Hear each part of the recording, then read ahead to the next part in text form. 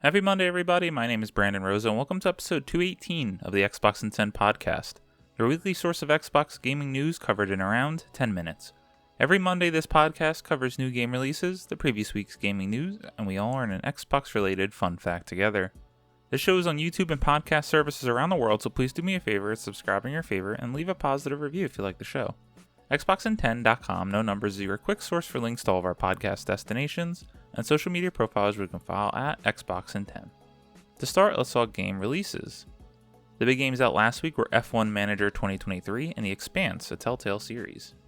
The games coming out this week include Venba, Rise of the Triad Ludicrous Edition, There Is No Light, Save Koch, Atomic Heart, Annihilation Instinct, The Red Exile Survival Horror, Wisp-like Survivors, Sword of the Necromancer, Adore, Sklash, Astrologia Season 1, Strange Horticulture, and Wild Tracks Racing.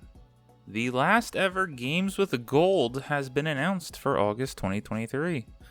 Available from August 1st to the 31st, you can pick up Blue Fire from Xbox One, as well as Inertial Drift available from August 1st to the 31st Xbox One.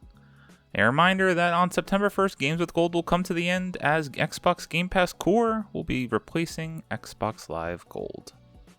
Now to last week's biggest news stories, and we have 5 to cover this week. Number 1. Starting with Final Fantasy XIV, Square Enix now wants to bring its games to Xbox. Jez Corden at Windows Central writes, out of nowhere today, Square Enix was joined on stage by Microsoft Gaming CEO and Xbox lead Phil Spencer to reveal that Final Fantasy XIV A Realm Reborn is finally coming to Xbox consoles in 2024. Final Fantasy XIV is one of the best MMORPGs on the market and one of the only credible alternatives to World of Warcraft, an MMO that Microsoft is poised to soon own with the Activision Blizzard deal likely going through. Final Fantasy XIV has brought some serious competition to WoW in recent years, forcing Blizzard to up its game. It seems Square Enix isn't taking that lying down either, announcing its own fresh expansion coming next summer, dubbed Dawntrail. Additionally, incoming Square Enix CEO Takashi Kiryu had some warm things to say about Xbox that fans will no doubt be eager to hear. Kiryu praised Phil Spencer for his support in bringing Final Fantasy XIV to Xbox. I believe Microsoft had to revert some of its long-standing Windows Store policies around third-party content delivery networks in order to help get Final Fantasy XIV onto Xbox, and Spencer was naturally likely instrumental in getting that policy change through. Surprisingly, Kiryu also said that, quote, with today's announcement and wherever possible, we are planning to bring our games to Xbox, end quote. Xbox lead Phil Spencer also emphasized that he looks forward to building on the relationship that brought Final Fantasy XIV to Xbox and wants to partner with Square Enix on future games as well. This is the biggest news story of the week if this amounts to more than just Final Fantasy XIV, and if Sony doesn't continue to block access to some of these exclusive Square Enix games across other Xbox platforms. This is great to hear. More competition, especially on the platform, is great, and I hear nothing but good things about Final Fantasy XIV, a game I will certainly never play. Number 2. Modern Warfare 3 to be revealed in Call of Duty Warzone Season 5 event. Wesley Impool at IGN writes, Modern Warfare 3 is set to be revealed via an event in Call of Duty Warzone, Activision has said. Activision has used its Battle Royale to reveal new Call of Duty games in the past, and it plans to use Warzone once again for the worldwide reveal of what the publisher is still calling Call of Duty 2023, despite acknowledging the leak of the Modern Warfare 3 logo. Quote, drop into Call of Duty Warzone to experience the worldwide reveal for Call of Duty 2023 in a limited time event, end quote, reads a note on the Call of Duty blog. Quote, join the ranks of Shadow Company to take on Connie forces and secure the chemical weapon threat before it's too late. Stay tuned to Call of Duty channels for more details about the upcoming reveal, end quote. That's all we have for now, but players are speculating the reveal event will see players help Shadow Company capture missile silos across Al-Mazar, defend them from enemies, then exfil with a gas canister. Narratively, Graves, the antagonist of the Modern Warfare 2 game, is alive and kicking, and Farah and Alex have to work with the CEO of Shadow Company to fend off the Connie group. One big question going into the reveal events is the fate of the Al-Mazar map. In April 2021, Activision nuked that current-day Verdansk, leaving players to battle in 1984 Verdansk. Will Activision replace Al-Mazar? Whenever there's new info about a new Call of Duty game, it's sure to be at the top of the list for the big news stories of the week. Seemingly, with all the leaks, this is going to be the new Modern Warfare 3. And I feel like I've been saying this the past couple of years, but even this one more so than the last couple does seem like it's being really rushed and it's coming down to the last minute to get a game out. With the massive, colossal Activision machine all working to build this game, is this going to be the one that finally drops off? Probably not, and it will still probably be the best-selling game of the year. Number 3, Nickelodeon All-Star Brawl 2 coming this year with playable Squidward and Jimmy Neutron. Jason Finale at GameSpot writes, in 2021, Loot Odyssey and Fair Play Labs, along with publisher Game Mill Entertainment, attempted to take a slice of the Smash Bros. Pie with Nickelodeon All-Stars Brawl, which starred familiar faces from throughout Nick's history. This year they're coming back for more as Nickelodeon All-Star Brawl 2 has been announced with new stages, characters, and more. The first trailer for Nick Brawl 2 was revealed on IGN, which showed off some of the game's big changes. The video specifically highlights 2 new additions to the playable roster, Bikini Bottom's clarinet playing artiste Squidward Tentacles and the boy genius of Retroville Jimmy Neutron will both be entering the ring this time around. The trailer also shows multiple returning characters from the first game, including SpongeBob, Patrick, Danny Phantom, Haiga Pataki, April O'Neil, Garfield, Rocco, and more. Returning stages will receive a facelift as well, as the video specifically highlights the TMNT Rooftop Rumble stage's new look. Game Mill also told IGN that Nick Brawl 2 will offer a full campaign mode, which will see players attempting to thwart Danny Phantom villain Vlad Plasmus' plan to take over the entire Nickelodeon universe. The video hints at this with a few characters being pulled into portals, but Vlad himself is not shown. Nickelodeon All-Star Brawl 2 will launch later this year for Series X and S, Xbox One, PS4, PS5, Switch, and PC. I mean, the art style is fun, but how many of these Smash Bros. Clones are actually going to come out, and which one is actually going to stick around? It does look good, and the addition of voice acting, which somehow the first game did not have, is going to be a big change for this game. So let's see if it actually makes some waves, quote, later this year, end quote. Number 4, welcome to your new Xbox Home. Ivy Krislov at Xbox Wire writes, beginning on July 26th, a new home experience is rolling out to all Series X and S and Xbox One consoles. The update is designed from player feedback and makes it easier to discover new games, rediscover games you already love, connect with communities, and create a more personalized experience. We're excited to share more about the journey that led us here and what you can expect with this new update. So let's just talk about 7 things about your new Xbox Home. 1. It makes it easy to go to your library, the Microsoft Store, Xbox Game Pass search and settings at the very top of your home by introducing a quick access menu. 2. Creates more space for your personalized background by simplifying the layout and putting the games you recently played in other content apps towards the bottom of the screen. 3. Adds an option to change your background to match the game you are highlighting in the recently played list. 4. Improves game discovery by introducing lists of games curated and personalized for you.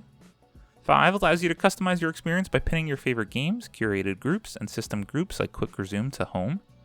6. Helps you find what's going on in your community through the updated Friends and Community Updates row. And 7. Shows you what media apps and content are available to you via a watch and listen spotlight and list of entertainment apps. I gotta say, I've had this dashboard now for a while, and it is the best iteration they've had yet over the last several years.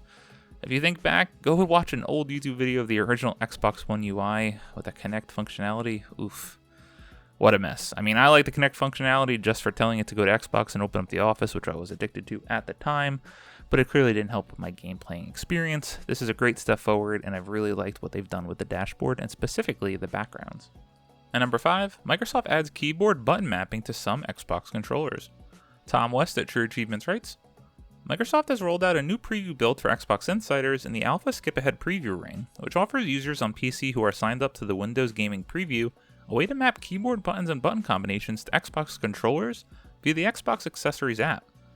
At the moment, the keyboard button mapping feature isn't available for standard Series X and S controllers, so you'll need an Xbox Wireless Controller Series 2 or Xbox Adaptive Controller to try it out. It's also worth noting that not all games will support keyboard mapping, while others will offer full or partial support. If you've got either of the 2 controllers and are eligible to take part in the preview, you can begin mapping your buttons in the Xbox Accessories app on your PC. Once the app is open, head to Configure, create a new profile or edit an existing one, choose the button you'd like to remap, select Primary or Shift, then head to the New Key tab. There are a couple of caveats to the process, however. Microsoft says that you can only bind a single key or modifier combination to a button, so you could map Ctrl-Alt-W, but not Ctrl-Alt-W plus E. The button mapping process isn't available over Bluetooth either, so you'll need to connect to your controller via USB when you're setting everything up.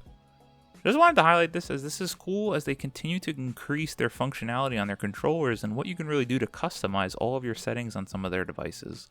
I like just all the options that Xbox continues to give to the gamers that play their games in their ecosystems.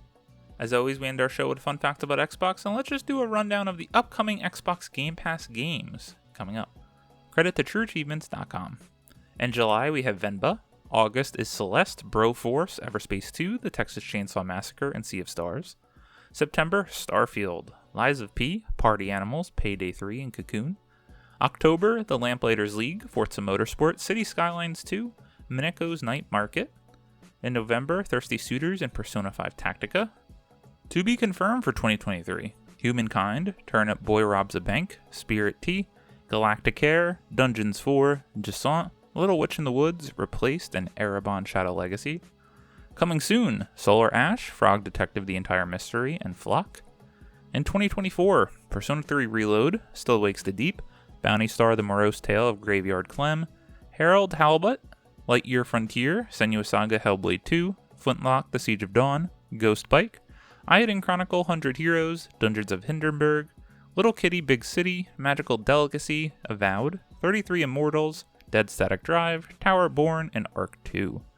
Unknown release dates: Hollow Knight Silk Song, South of Midnight, Fable, Clockwork Revolution, Kimitsugami Path of the Goddess, Contraband, Neon White, Everwild, Another Crab's Treasure, Tote, Bushiden, Marauders, Routine, Stalker 2, Heart of Chernobyl, Aria, History Untold, Slime Rancher 2, and Age of Mythology Retold. What does this say? We are going to be eating very good for the games coming out in Xbox Game Pass in the coming months and the years ahead. Thank you all for listening to the Xbox in 10 podcast, your weekly source of Xbox gaming news covered in around 10 minutes. If you like the show, please subscribe to your favorite podcast service, share it with your friends, leave a review, and follow on all social media at Xbox in 10. This past week, I finished up my playthrough of Uncharted The Lost Legacy. I still enjoyed it. The Uncharted series just is not my favorite, which is so funny considering The Last of Us is my favorite game of all time. This past week, I have started Alan Wake Remastered, never having played the original on the 360. I am enjoying it so far. The gameplay is clearly dated, but the way they are constructing the narrative and the constant commentary while you play the game is interesting, so I'm definitely sticking around with it. I'm excited to see how it all wraps up. My name is Brandon Rose. You can follow me on Xbox at Brosa93. Hope you all have a great week, stay safe, and keep on gaming.